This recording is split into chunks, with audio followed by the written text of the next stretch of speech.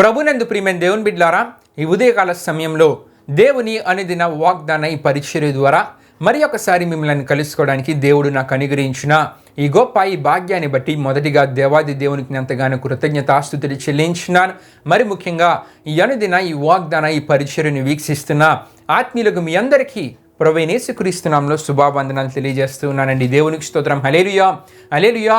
ప్రియమైన దేవుని బిడ్డలారా, ఈ ఉదయకాల సమయంలో దేవుడు మీకు ఇచ్చుచున్న వాగ్దాన వాక్య భాగము దినవృత్తాంతములు మొదటి గ్రంథము 17వ అధ్యాయము 10వ వచనమే అన్నది. ఆ వాగ్దాన వాక్య భాగాన్ని మీ కొరకు నేను చదువుచున్నాను. ప్రార్థనాపూర్వకంగా ఆలకించవలసిందిగా ప్రభువైన యేసుక్రీస్తు నామములో అందరినీ కోరుచున్నానండి. దినవృత్తాంతములు మొదటి గ్రంథము 17వ అధ్యాయము 10వ వచనంలో ఈ విధంగా రాయబడి ఉన్నది: నీ పగవారినందరినీ నేను అణిచివేసెదను. దేవునికి స్తోత్రం. హల్లెలూయా, హల్లెలూయా. నీ పగవారినందరినీ నేను అణిచివేసెదననే వాగ్దానాన్ని దేవుడు ఆనాడు నాతాను ప్రవక్త ద్వారా రాజైన దావీదుకి ఇస్తున్నట్లు ఈ సందర్భం బట్టి మనం తెలుసుకోగలం. ప్రియమైన దేవుని బిడ్డలారా, దేవుడు దావీదుకి వాగ్దానాన్ని ఇవ్వడానికి గల కారణం ఏంటి అని మనం ఆలోచిస్తే కనుక, ప్రియమైన దేవుని బిడ్డలారా, ఈ దినవృత్తాంతాల మొదటి గ్రంథం 17వ అధ్యాయం 1 నుండి 14 వరకు రాయబడిన వాక్య వచనాలను మనం చదివినప్పుడు, అంతేకాకుండా సమూయేలు 2వ గ్రంథము 7వ అధ్యాయము 1 నుండి 19 వరకు రాయబడిన వాక్య వచనాలు చదివినప్పుడు మనకి ఈ విషయాలు క్లియర్గా తెలియజేయబడతాయి. ఎందుకంటే 2 గ్రంథాలలో ఈ సందర్భము మనకి కనబడుతూ ఉంటుంది. ప్రియమైన దేవుని బిడ్డలారా, అయితే దేవుడు దావీదునకు అన్ని శత్రువుల మీద విజయాల్ని దయచేసి గొప్ప నెమ్మదిని దేవుడు దావీదునకు కలుగజేశారు.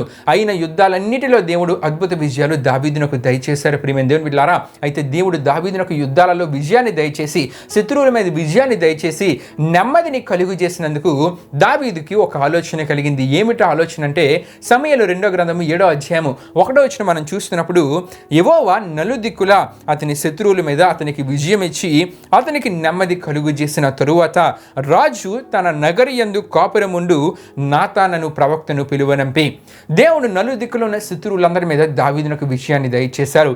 విజయాన్ని దయచేసిన తర్వాత దావీదు ఆ పరిపాలన సందర్భంలో నెమ్మదికరమైన పరిస్థితులు అక్కడ అనుభవిస్తూ ఉన్నారు. అయితే ప్రియమైన దేవుని బిడ్డలారా, ఆ సమయంలో దావీదు నాతాను ప్రవక్తను పిలిస్తారు. ప్రియమైన దేవుని బిడ్డలారా, నాతాను ప్రవక్తను పిలిచి దావీదు ఏమని అంటూ ఉన్నాడంటే, అక్కడ మనం చూస్తుంటే గనక, నేను దేవదారు మ్రాణులతో కట్టబడిన నగరులలో నివాసం చేస్తూ ఉన్నాను, కానీ దేవుని మందసం ఎక్కడుందంటే తెరచాటున ఉన్నది.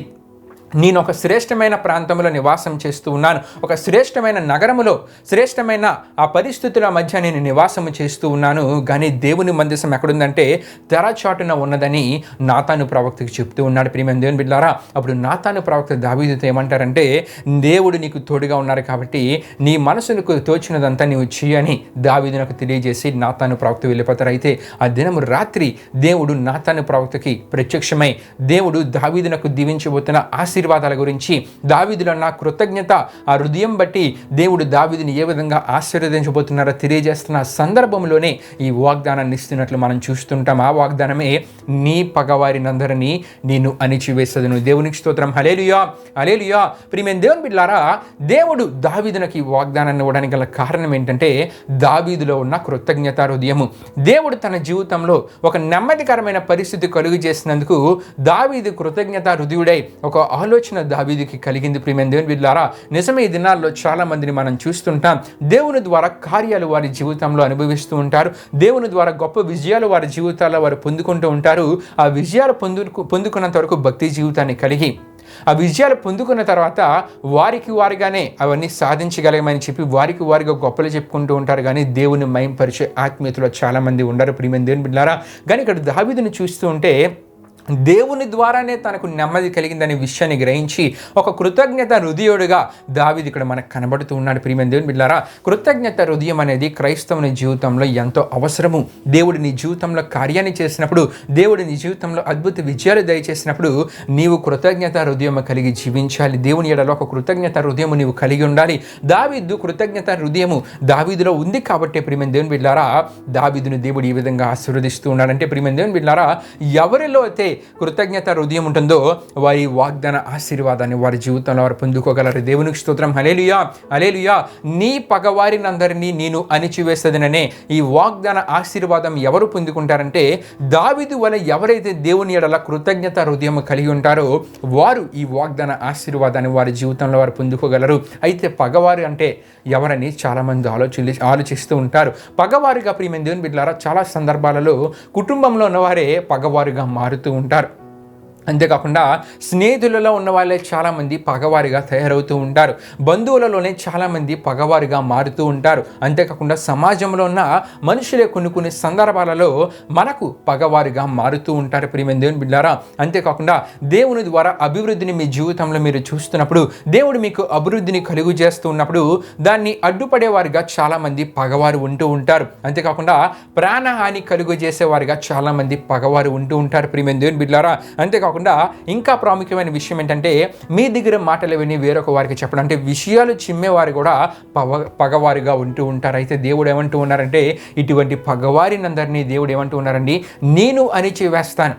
నీవు మంచి ఆత్మీయతని కలిగి నీలో కృతజ్ఞత హృదయం ఉంటే కనుక నీ పగవారినందరినీ నేను అణిచివేస్తాననే ఒక గొప్ప వాగ్దానాన్ని దేవుడి దినాన మనకి ఇస్తూ ఉన్నారు. దేవునికి స్తోత్రం. హల్లెలూయా, హల్లెలూయా. ప్రియమైన దేవుని బిడ్డలారా, మనము కంగారు పడవలసిన అవసరం లేదు, భయపడవలసిన అవసరం లేదు. మనలో కృతజ్ఞత హృదయం దేవుని ఎడల ఉన్నప్పుడు మనకు పగవారిగా ఎవరైతే ఉంటారో వారందరినీ అణిచివేస్తానని దేవుడు అంటూ ఉన్నారు. వారందరికీ తగిన బుద్ధిని తెలియజేస్తానని దేవుడి వాగ్దానం ద్వారా తెలియజేస్తూ ఉన్నారు. కాబట్టి ప్రియమైన దేవుని బిడ్డలారా, కృతజ్ఞత హృదయం కలిగి ఈ వాగ్దాన ఆశీర్వాదాన్ని మన జీవితంలో మనం పొందుకుందాం. కృతజ్ఞత హృదయం కలిగి ధైర్యముగా జీవించగలిగే భాగ్యాన్ని వాగ్దాన ఆశీర్వాదం ద్వారా మన జీవితాల్లో మనం పొందుకుందాం. ఆనాడు దావీదు జీవితంలో ఈ వాగ్దానాన్ని ఇచ్చిన దేవుడు ఎలాగైతే దావీదు జీవితంలో శత్రువులను ఓడించి దావీదుకి పగగా ఉన్న వారందరినీ ఎలాగైతే అణిచివేశారో, ఈ దినాన్ని నీ జీవితంలో నీవు కృతజ్ఞత హృదయం కలిగి జీవించగలిగితే నీకు పగగా ఎవరైనా ఉంటే గనక వారిని అణిచివేస్తానని వాగ్దానం ద్వారా దేవుడు మాట్లాడుతున్నారు. కాబట్టి విశ్వసిద్దాం. ఈ వాగ్దానాన్ని విశ్వసించి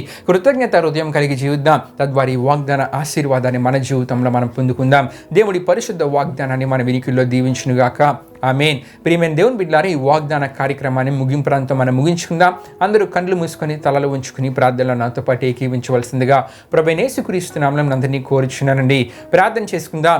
మహిమా స్వరూపైన మా ప్రభువా, జీవాధిపతి అనేసిగా నీ ఘనమైన నామానికి మహిమ ఘనత ప్రభావం చెల్లించిన దేవా, ఇప్పుడు వరకు ఈ వాగ్దానం ద్వారా మా అందరితో మాట్లాడిన దేవా, మీకే వేలాది వందనములు కృతజ్ఞతాస్తుతులు చెల్లించిన వేసా. మరి దావీదు వల్ల ఎవరైతే కృతజ్ఞత హృదయులుగా ఉంటారో, వారికి ఎవరైతే పగవారిగా ఉంటారో వారిని అందరినీ అణిచివేస్తాననే ఒక గొప్ప ధైర్యాన్ని ఇచ్చే వాగ్దానం ద్వారా ఈ దినాన్ని విన్న ప్రతి ఒక్కరితో మాట్లాడిన దేవా, విన్న ప్రతి ఒక్కరూ కృతజ్ఞత హృదయం కలిగి ఈ వాగ్దాన ఆశీర్వాదాన్ని వారి జీవితాలలో వారు పొందుకోగలిగేలా మీరు కార్యాన్ని జరిగించండి. ఈ దినాన్ని వారు చేస్తున్న ప్రయాణాలలో పనులంట్లో తొడుగును ముందుకు నడిపించమని మీకే వేలాది వందనములు కృతజ్ఞతాస్తుతులు చెల్లిస్తూ యేసు పరిశుద్ధ నామములో అడిగి వేడుకొనిచున్నాను తండ్రి. ఆమేన్. యేసు రక్తమే జయం, ప్రవేశ రక్తమే జయం, ప్రవేశ రక్తం సంపూర్ణమైన విజయం, అపవాది క్రియలకు అనంత నాశనం కలుగునుగాక. ఆమేన్. ప్రభు మిమ్మును మీ కుటుంబములను దీవించునుగాక. ఆమేన్.